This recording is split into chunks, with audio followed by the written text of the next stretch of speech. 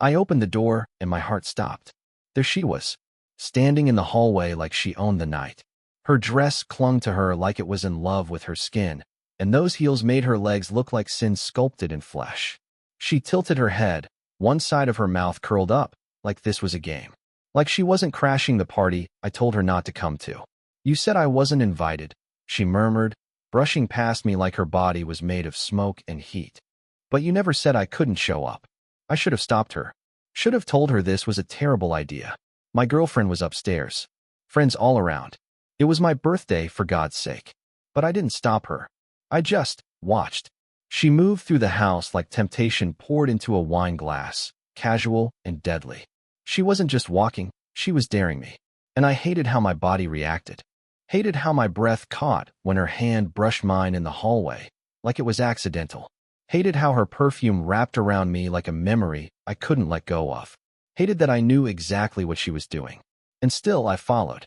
You look nervous, she said, voice low, as we ended up alone in the kitchen. She poured herself a drink without asking. What are you doing here?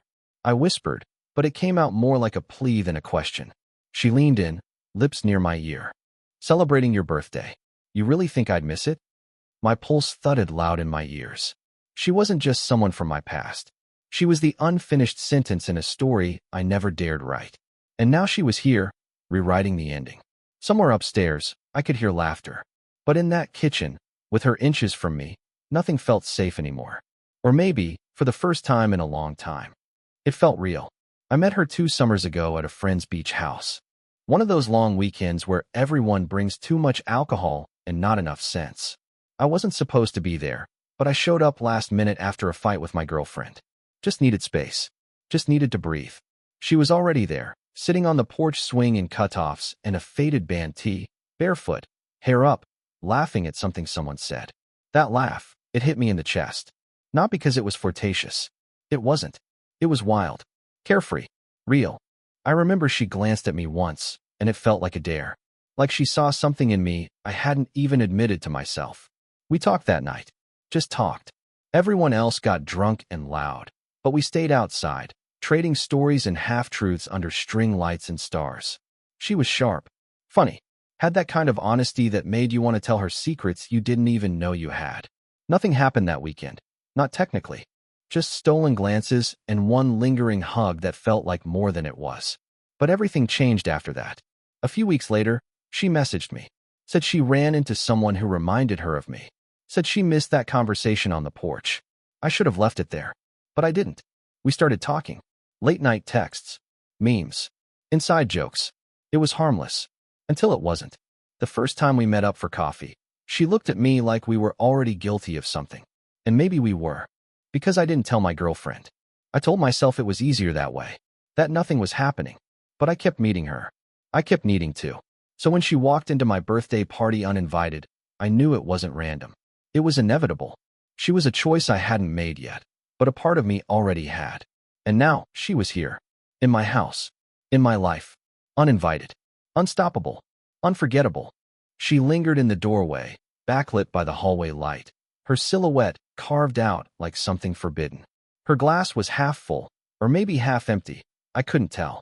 All I knew was that her presence was pressing in on me like heat rising in a closed room. You always keep your kitchen this spotless? She asked, tracing her finger along the edge of the counter. There was no sarcasm in her tone, just that usual playful undercurrent, soft and electric. I watched her, trying to be careful with every breath. I wasn't expecting company. She smirked. That's the fun kind. I should have walked away. I thought about it. I even stepped back, bumping into a stool. But she moved closer, slow and fluid, like this moment had always been waiting. Tell me to leave, she whispered.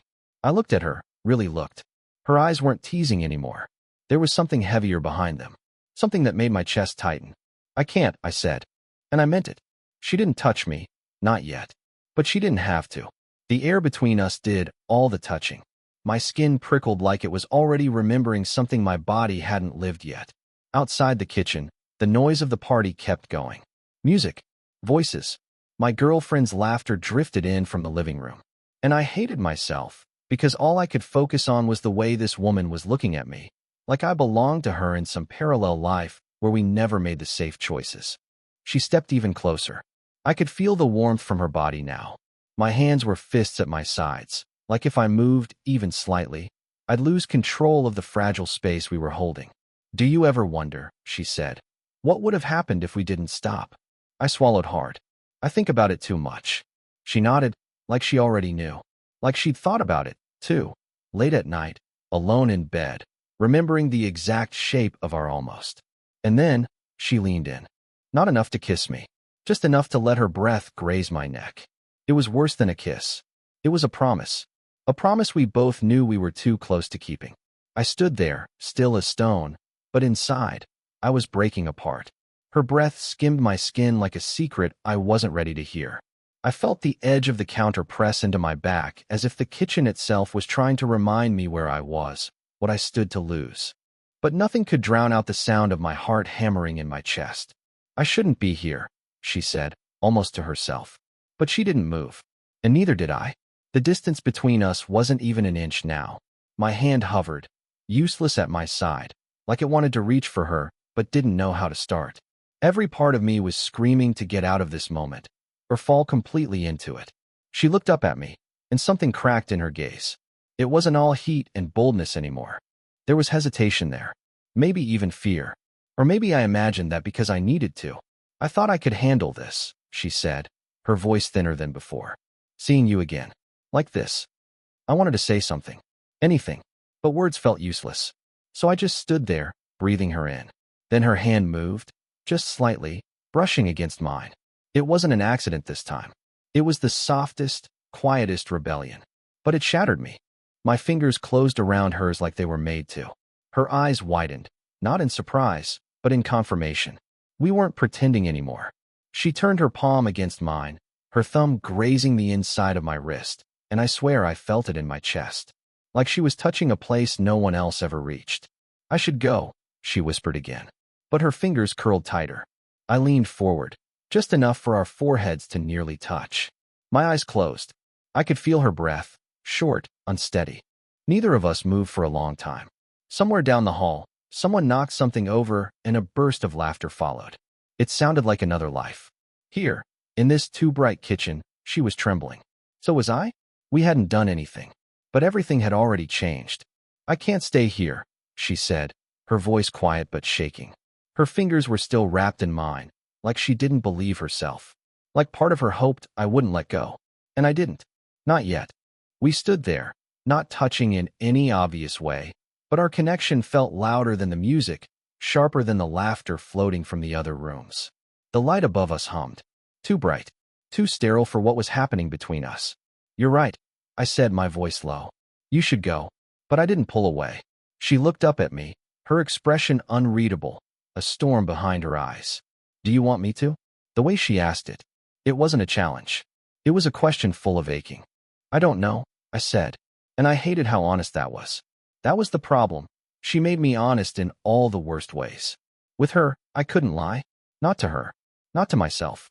She let go of my hand, but her touch stayed like a shadow on my skin.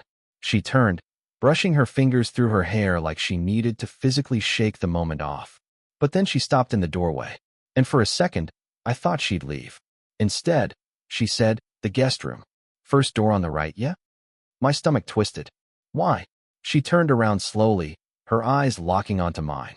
"Because if I stay out here," she said, "we're going to make a mistake." And then she was gone. I stood frozen, listening. Every creak in the floor above. Every heartbeat pounding in my ears.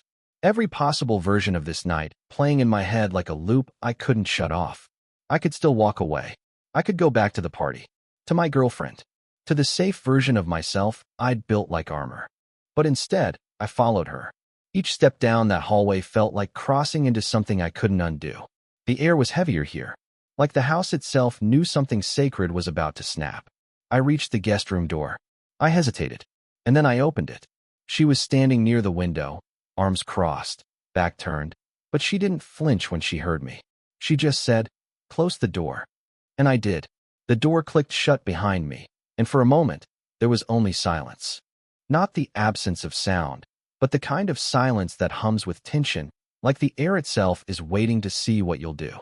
She still had her back to me, arms wrapped around her chest like she was holding herself together. The light from the hallway cast a faint glow over the room, just enough to see the outline of her body, the tension in her shoulders. Neither of us spoke. I stepped forward, slowly, not touching her, not yet.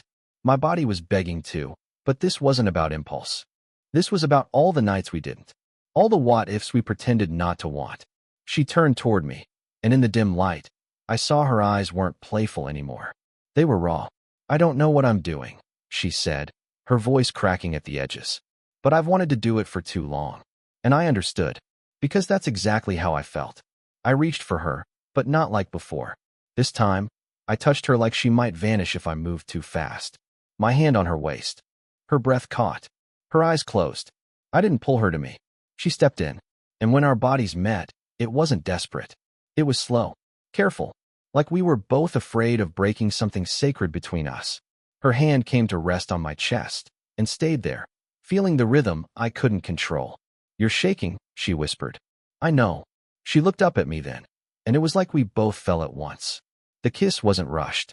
It was quiet, full of questions and answers we'd never said aloud. My hands found her back, her skin warm beneath the fabric. Her fingers slipped into my hair, trembling like mine. And then time stopped existing. We moved together like we'd been here before in dreams, in silence, in the empty spaces we never let ourselves admit we shared. Nothing about it was fast.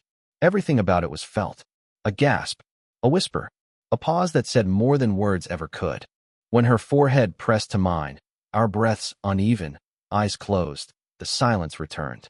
But this time, it wasn't heavy. It was full of everything we'd held back. We didn't speak. For a long time, we just lay there, her head resting on my chest, our bodies tangled like they didn't know how to let go. The air in the room had shifted. It felt warmer, quieter, but not peaceful. Not really, because we both knew what we'd just done. My fingers traced slow, absent-minded shapes along her back, and she didn't stop me.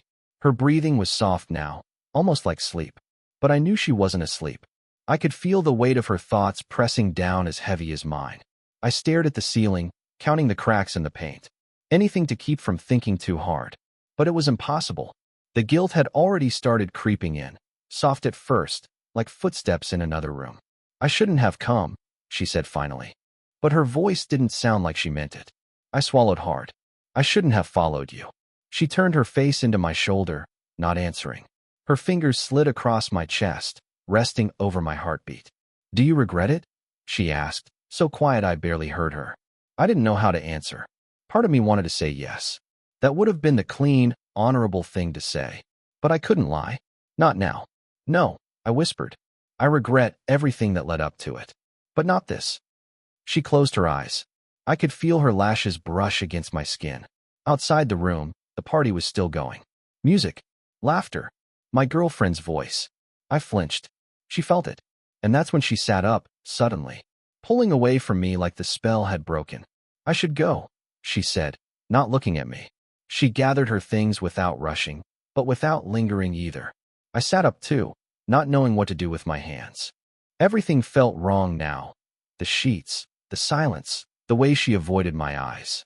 "You don't have to," I said. But she just smiled, tired. "Yes, I do." And before I could say anything else, she was gone. The door clicked shut behind her, and I was left sitting in that room, still half in her warmth, half in my shame. The party ended. People left. Someone handed me my own jacket and said goodnight. I smiled like I remembered how. My girlfriend came down the stairs with a piece of cake wrapped in a napkin, laughing, tipsy, beautiful in the way I used to only see her. She kissed my cheek and told me she loved me. I told her I loved her too. And I did. But something had shifted inside me. Something I couldn't name without destroying everything. I stood in the doorway after she fell asleep, staring out into the night, wondering if I'd see her again. Not my girlfriend. Her. The woman who showed up uninvited and left like a storm that never touched the ground, but changed the air anyway.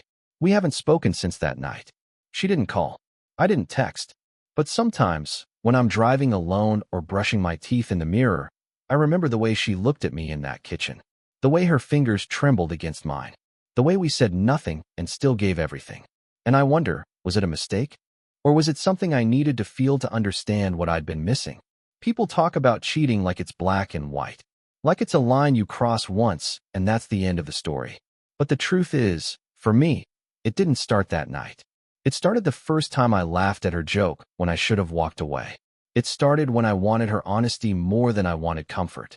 It started when I realized that part of me came alive only in her presence, and I liked the version of myself she saw. Was it wrong? Yes, but it was also real. And sometimes, the realest things are the ones you never get to keep.